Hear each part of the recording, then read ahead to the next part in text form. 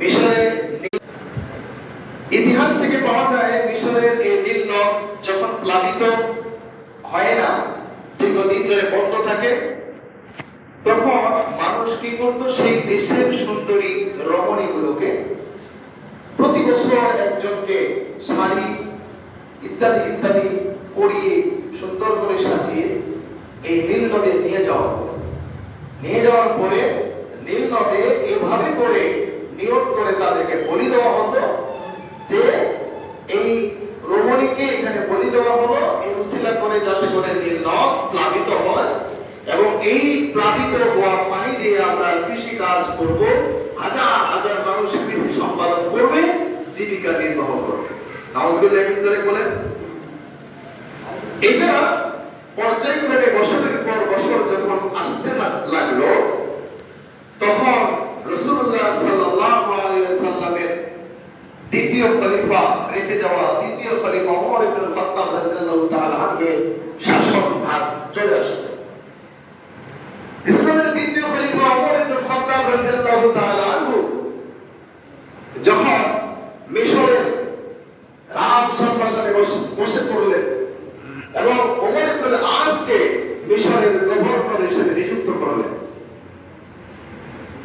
ওমর ইবনে আস রাদিয়াল্লাহু তাআলা আনহুকে মিশরের গভর্নর হিসেবে নিযুক্ত করার পরে ঠিক একই ঘটনা ঘটল। সেই বছরে নীল নদ আর প্লাবিত হলো না। সবাই ভাবতে লাগলো যে এবারও যদিও ওমর রাদিয়াল্লাহু তাআলা আনহুর শাসনামল চলছে, তবুও হয়তো এবারও মানুষকে বলি দিতে হবে, তারপরে মিশরের এই নীল নদ প্লাবিত হবে। তো সবাই এই কাজের দিকে অগ্রসর হলো এবং সেই দেশের সুন্দরী রমণীকে শাড়ি দিয়ে সাজানো, স্বর্ণ অলংকার দিয়ে সাজানো, আলতা মেহেদি ইত্যাদি দিয়ে সাজিয়ে নীল নদের মাঝে নিয়ে গেল। নিয়ে যাওয়ার পরে তাকে শুধু বলি দেওয়া হবে। এই সময় ওমর ইবনে আস রাদিয়াল্লাহু তাআলা আনহু সেনাবাহিনী নিয়ে চলে গেলেন এবং মানুষ বলি দেওয়া থামিয়ে দিলেন। থামিয়ে দেওয়া বললেন যে দেখেন, ইসলামে মানুষকে বলি দেওয়া, কুরবানি দেওয়ার কোনো বিধান নেই।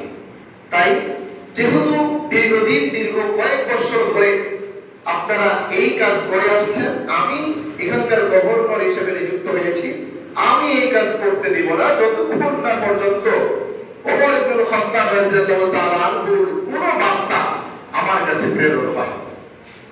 ততদিন পর্যন্ত মিশরের নীল নদ প্লাবিত হোক আর না হোক, এটা স্থগিত থাকবে।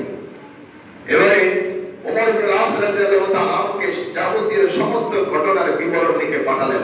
কাকে? ওমর ইবনে খাত্তাব রাদিয়াল্লাহু তাআলা আনহুকে, ইসলামের দ্বিতীয় খলিফা। ওমর রাদিয়াল্লাহু তাআলা আনহু এমন একজন খলিফা যাকে দেখে যে ওই রাস্তা দিয়ে ওমর আসছে, শয়তান ওই রাস্তা দিয়ে যায় না, অন্য রাস্তা দিয়ে ঘুরে যায়। আরে বাবা, ওমর আসছে, এমন খলিফা। ওমর রাদিয়াল্লাহু তাআলা আনহুকে যাবতীয় ঘটনার বিবরণ লিখে পাঠানোর পরে ওমর রাদিয়াল্লাহু তাআলা আনহু এবার চিঠি লিখছেন। চিঠিতে লিখেছেন, হে মিশরের নীল নদ,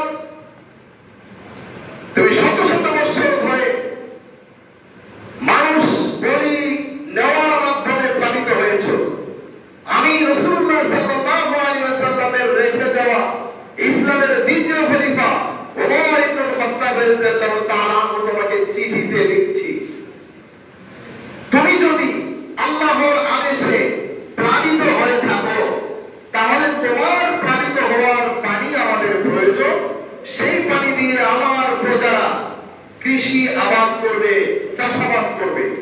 আর তুমি যদি কোনো শয়তান জিন, শয়তানের ওয়াসওয়াসায় প্লাবিত হয়ে থাকো, তাহলে তুমি জেনে রাখো তোমার প্লাবিত হওয়ার সেই পানি আমাদের প্রয়োজন নেই, আল্লাহই আমাদের জন্য যথেষ্ট। সুবহানাল্লাহ বলে, আল্লাহই আমাদের জন্য যথেষ্ট। এই চিঠিটা ওমর ইবনে খাত্তাব রাদিয়াল্লাহু তাআলা আনহু বার্তাবাহকের মাধ্যমে ওমর ইবনে আস রাদিয়াল্লাহু তাআলা আনহুর কাছে পাঠালেন। পাঠানোর পরে ওমর ইবনে আস রাদিয়াল্লাহু তাআলা আনহু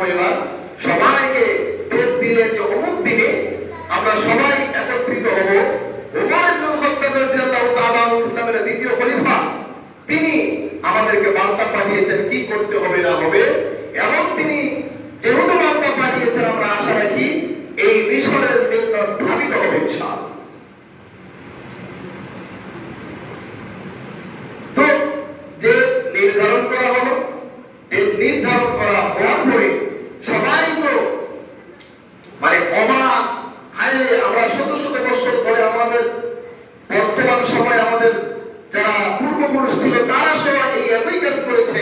সুন্দরী রমণীগুলোকে বলি দেওয়ার মাধ্যমে মিশরের নীল নদ প্লাবিত হয়েছে। সেই প্লাবিত হওয়া পানিতে আমরা চাষাবাদ করেছি, আমাদের জীবিকা নির্বাহ হয়েছে।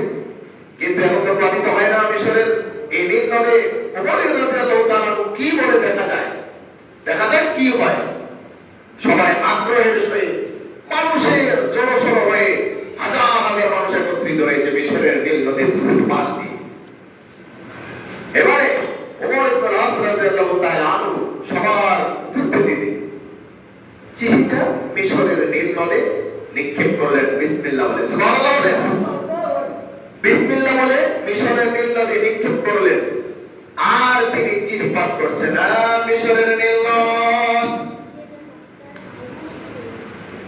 আল্লাহ রাসূল সাল্লাল্লাহু আলাইহি ওয়াসাল্লামের রেখে যাওয়া দ্বিতীয় খলিফা ওমর ইবনে খাত্তাব রাদিয়াল্লাহু তাআলা তোমাকে চিঠি লিখেছেন। চিঠিতে তিনি লিখেছেন, আমি রাসূলুল্লাহ সাল্লাল্লাহু আলাইহি ওয়াসাল্লামের রেখে যাওয়া ইসলামের দ্বিতীয় খলিফা ওমর ইবনে খাত্তাব রাদিয়াল্লাহু তাআলা বলছি, আমি চিঠিতে লিখলাম, তুমি যদি আল্লাহর ওয়াস্তে আল্লাহর নামে যদি প্লাবিত হয়ে যাও, তাহলে তোমার প্লাবিত হওয়ার পানি আমাদের প্রয়োজন এবং আমার প্রজারা আল্লাহর বান্দারা সেই পানি পেয়ে তারা কৃষিবাদ চাষাবাদ করবে এবং সেই কৃষি চাষাবাদের মাধ্যমে আমরা জীবিকা নির্বাহ করব। আর যদি তুমি কোনো শয়তান জিনের হুকুমে শয়তানের ওয়াসওয়াসায় যদি প্লাবিত হও, তাহলে তোমার প্লাবিত হওয়ার পানি আমাদের প্রয়োজন নাই, আল্লাহ আমাদের জন্য যথেষ্ট। সুবহানাল্লাহ বলে, আল্লাহ আমাদের জন্য যথেষ্ট। এই ওমর ইবনে খাত্তাব রাদিয়াল্লাহু তাআলা আনহু এই চিঠিটা মিশরের নীল নদে ছেড়ে দেওয়া মাত্রই 5 মিনিটের মধ্যে মিশরের নীল নদ প্লাবিত হওয়া শুরু হয়ে গেছে। সুবহানাল্লাহ, আল্লাহু আকবার।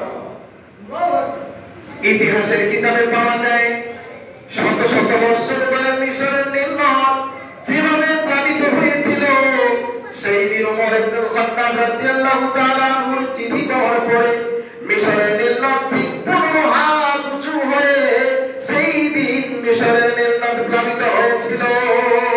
সুবহানাল্লাহ, এটা হচ্ছে আল্লাহ তাআলার কারিশমা। কার কারিশমা বলে? আল্লাহ তাআলার কারিশমা।